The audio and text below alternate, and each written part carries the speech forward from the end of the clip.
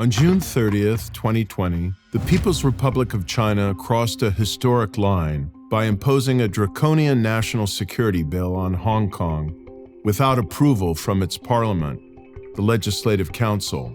The bill not only bans subversion of state power and foreign interference, terms expansive enough to include just about anything the Chinese Communist Party wants to punish. It also allows the PRC to establish its own national security agencies inside the city. Those accused could face extradition to mainland China. In so doing, the PRC violates its international commitment to grant Hong Kong a high degree of autonomy that protects its long-cherished civil liberties and rule of law. This is not the first time Beijing has tried to violate Hong Kong's autonomy under the framework of one country, two systems. In 2004, the PRC prevented Hong Kong from moving toward a fully democratically elected Legislative Council, and it rejected any timetable that would allow Hong Kong's people to choose their chief executive. The Umbrella Movement in 2014 was Hong Kong's reaction to mainland China unilaterally freezing LegCo elections once again. The mass protests failed to reverse Beijing's veto of democratic reform, but helped galvanize the population and made famous many student leaders who were subsequently jailed for peacefully protesting election interference. The most recent national security bill was proposed in 2019 and led to months of protests by most of the country. Beijing waited out the protests, and eventually numerous opposition leaders in Hong Kong were arrested. Now they are being convicted and sent to prison.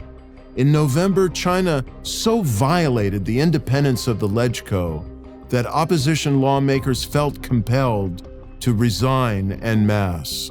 The authoritarian rulers in Beijing and Hong Kong must be made to pay a heavy price for destroying what remains of freedom in Hong Kong. The people of Hong Kong need strong moral, geopolitical, and material support from the United States and other established democracies. Under the terms of the 2019 Hong Kong Human Rights and Democracy Act, Congress must decide if Hong Kong is sufficiently autonomous to retain special status with respect to trade and access to technology. Under that act, the United States has already imposed targeted sanctions, travel bans, and asset freezes on more than 10 individuals responsible for trampling on the rights of the Hong Kong people, such as Hong Kong Chief Executive Carrie Lam. Those sanctions should now be applied to an even wider circle of officials in Beijing and Hong Kong. We should lobby our democratic allies, including Britain, Canada, and Australia, to join us in sanctioning key Hong Kong and Beijing officials. Revoking Hong Kong's special trade privileges is a tougher step, since it will hurt the city's people, but we must gradually make clear to the city's business and financial elite that they will pay a high price for falling in line with Beijing's commands.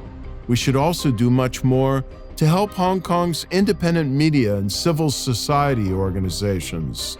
This includes new digital media and advocacy efforts that may now need, as in other autocracies, to base themselves partly abroad to evade repression. And we should grant a special immigrant visa to anyone in Hong Kong who is at risk of repression. We have now entered what will be a long twilight struggle for freedom in Hong Kong. But it's not just about Hong Kong. It's about the future of freedom globally, in an era when China is challenging norms for international human rights across the board. We must make clear we do not endorse Hong Kong's separatism, and we're not trying to break up China. Rather, we are asking the PRC's leaders to respect their own legal and treaty commitments to Hong Kong's autonomy under the Basic Law and the 1984 Sino-British Joint Declaration. More importantly, we are asking China to respect the hard-won rights of the people of Hong Kong. including the right to govern themselves.